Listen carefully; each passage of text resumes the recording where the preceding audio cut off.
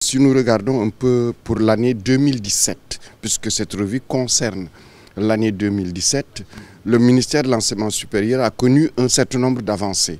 Je pense que la première avancée, c'est le nombre d'étudiants pour 100 000 habitants. Nous avons connu un progrès puisque nous sommes passés de 1071 à 1099.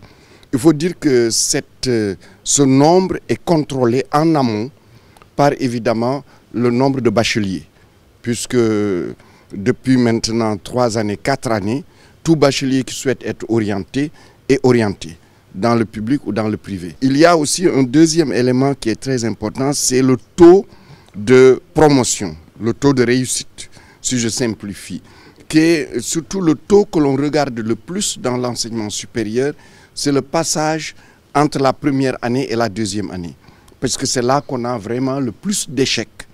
Jusqu'à présent, on n'a pas encore tous les résultats de 2017, mais on a une bonne majorité des résultats. Le taux tourne à 65%. Ceci, il faut souligner, c'est une très grande amélioration, puisque nous sommes partis à des taux qui tournaient autour de 20% dans certaines universités, 30% dans d'autres universités, bien qu'il y avait aussi des établissements où le taux était à presque 100%. Mais la grande majorité tournait autour de 20-30%. L'autre aspect qui est nouveau, c'est l'effort que font les établissements pour se faire accréditer leur programme ou se faire habiliter. Et nous avons énormément de programmes qui ont été soumis à l'ANAQ-Sup et l'ANAQ-Sup a eu à les étudier.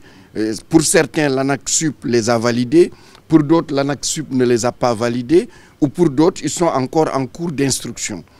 Et les établissements aussi font actuellement de grands efforts pour l'habilitation même des établissements. L'autre aspect, c'est la recherche et l'innovation. Nous avons été depuis 2014, septembre 2014, l'année de création de la Direction générale de la recherche et de l'innovation. Aujourd'hui, en 2017, l'effort a été concentré sur les textes, l'organisation. C'est quoi un laboratoire? C'est quoi une équipe de recherche?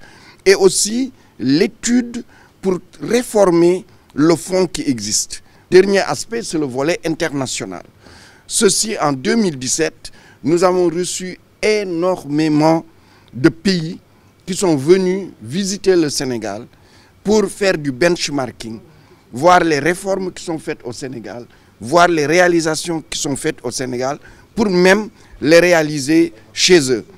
Et ceci s'est poursuivi aussi par le fait que nous avons eu un renforcement de l'intervention des partenaires techniques et financiers. On a énormément d'acteurs, de partenaires financiers qui interviennent dans différents programmes et ceci aussi est un signe que ce que le Sénégal est en train de faire dans le domaine de l'enseignement supérieur, de la recherche et de l'innovation cadre bien avec l'orientation mondiale et aussi est perçu comme étant quelque chose de tout à fait positif.